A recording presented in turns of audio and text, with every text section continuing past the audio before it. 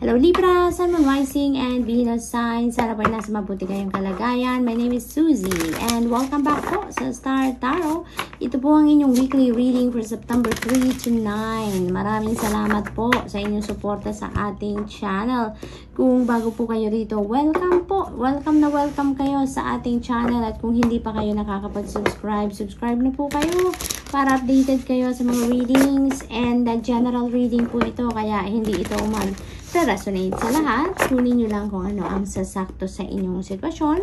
At kung hindi naman po mag-resonate sa inyo, maaari pa rin ninyong i-claim po lahat ng positive energies na mapipick up ninyo sa reading na to. Maaari din ninyong isulat ang mga yan sa comment section po sa baba ng video. Thank you. So, tignan natin kung ano ang mga mensahe para kay Libra sa linggong ito, September 3 to 9. Ayan. So, Libra, it's already bear, no? Bear months na tayo. So, kung gusto po ninyo na magkaroon tayo ng reading for the bear months, no? September, October, November, December, no? Sa isang reading lang, bear months lang, no? Sulat nyo po sa comment section below at gagawaan ko ng paraan, no? Na magkaroon tayo ng oras para dyan sa bear months. Kung anong maaaring mga mensahe para sa inyo ng spirit during the bear months. Ayan, na kailangan ninyong malaman. So, paunang mensahe, we have, salamat pala ha. Sa request kong yan, Libra, salamat. So, napakagandang energy, family wishes come true. Ayan, so meron ditong wini-wish ang pamilya, buo ninyong pamilya, no, na magka-come to fruition sa ngayon. Matutupad na yan. Yay! So, that's a really beautiful energy. We have a stork, news of a birth or a new business opportunity. Wow! So, meron kayong balitang matatanggap dito na merong manganganak na, no? Maaring ano to, asawa ninyo.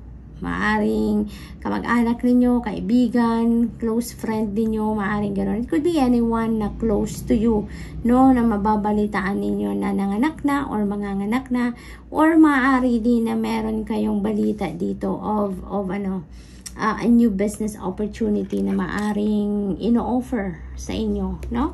So, good luck to that. We also have April. Nako, baka binyagan na to. Binyagan na siguro to ng baby coming in. Is going to be held sa April 2024. So, maaring ganun din ang ganap. Ayan. So, kuha pa tayo ng mga mensahe. Ano pa ang kailangang malaman ni Libra for the week?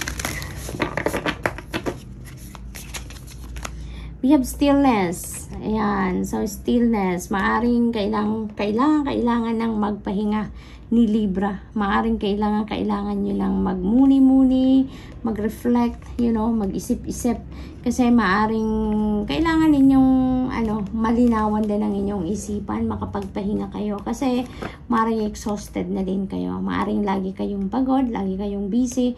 Kaya iniimbitahan kayo ng spirit dito to put yourself into stillness para makapagpahinga kayo.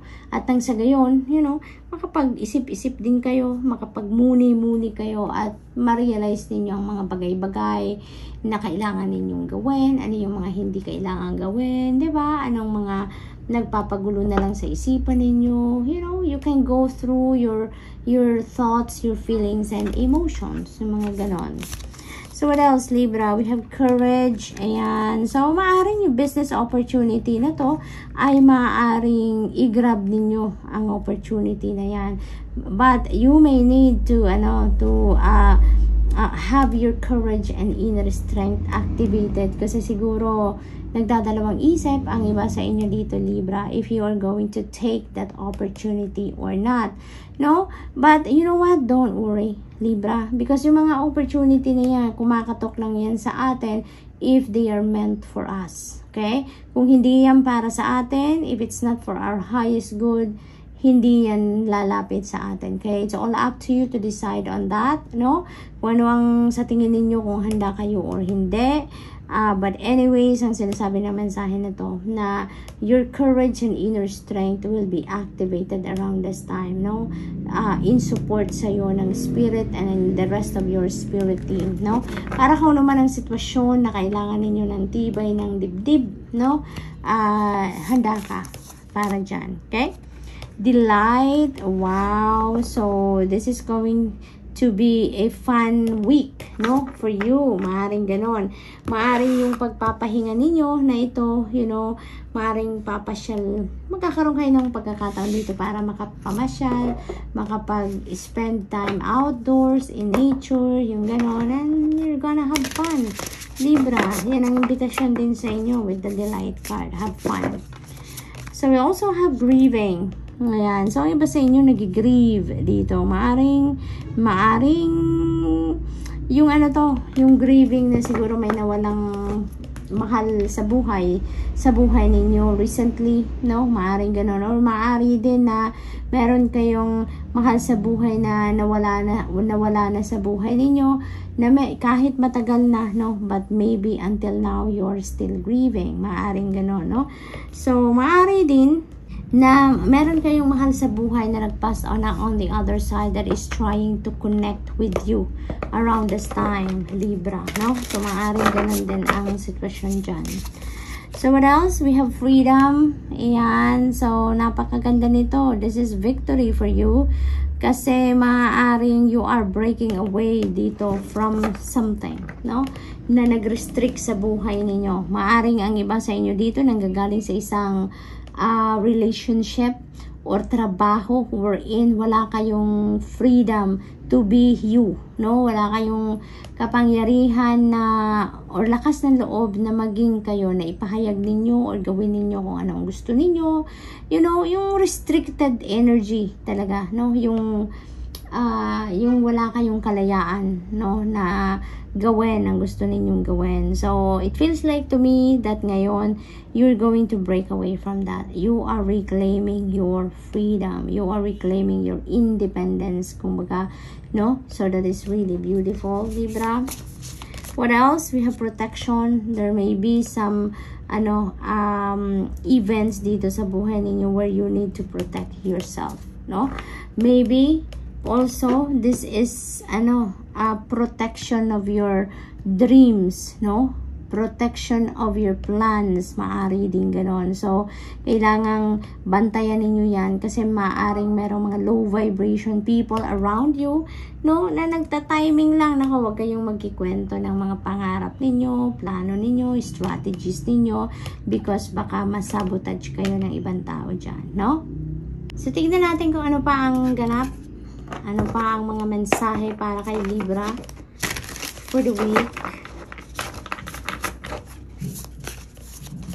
We have the moon energy. Ayan. So, be aware, no? Sa inyong mga panaginip. Kasi parang, may mga divine guidance kayo dito. There are messages coming in through your dreams dito, Libra, na nanggagaling sa Panginoon or sa inyong mga spirit guides, sa inyong mga loved ones na nag-passed on on the other side or coming from your angels, no, Libra? So, napaka-importante, no, around this time na pag meron kayong panaginip, write them down. Kung ano yung mga elements na naaalala pa ninyo pagising ninyo, na nakuha ninyo sa panaginip ninyo, write them down, i-google ninyo kung anong ibig sabihin ng mga elements na nakita ninyo dahil, that is going to be your reference, no?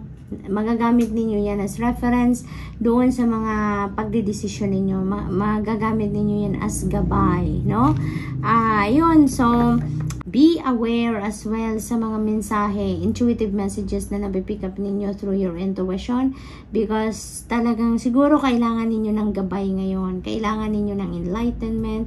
Maaring hinihingi din ninyo yan, napadalhan kayo ng enlightenment, gabay, clarity, and things like that, sa Panginoon. Kaya naman pinapadalhan kayo ng mga intuitive messages, no? Through your intuition and through your dreams, Libra. We have Queen of Wands. Ayan. So, this is about creativity. This is also about focus, And, maaring ang iba sa inyo dito, meron kayong plano, no? Maaring meron kayong plano dito na siguro related dyan sa new opportunity na to, new business opportunity, na maaring mag-decision kayo dyan na gagawin ninyo yan. Maaaring mag-decision kayo that you are going to grab that business opportunity na kumakatok sa inyo, no? At once, no, mag-decision kayo na i-embrace ninyo kung ano man yan na business opportunity na yan, it feels like to me na parang ano kayo dyan. Yung bang tuloy-tuloy na kayo, no? Hindi na ninyo yan titigilan hanggat hindi ninyo pagtagumpayan. So, yan, nakikita ko dito na you are going to be laser focused dyan sa kung ano man ang opportunity na yan, no? Gusto ninyong marating ang tuktok ng tagumpay, no? ng business opportunity na yan. Once na nagsimula kayo, talagang kakaririn ninyo, no? Libra. So, yun ang nakikita ko hanggang sa makarating kayo doon sa a pinnacle of success, no?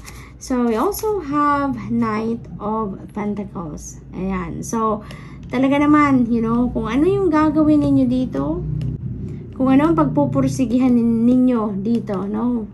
Whether something else or yung business opportunity na yan, whatever the case may be, Libra, it feels like to me na you are going to be super focused on that, laser focused on that opportunity because you know that it is going to bring forth prosperity and abundance, no? Kapag sinipagan ninyo, kapag ginalingan ninyo, kapag ginamit ninyo yung mga methodologies na subok na, you know, kasi may pagkasigurista kayo ngayon, Libra, dito sa mga gagawin ninyong endeavor, no? You are going to be very protective of yourself, you're going to be very protective of your plans and strategies, no?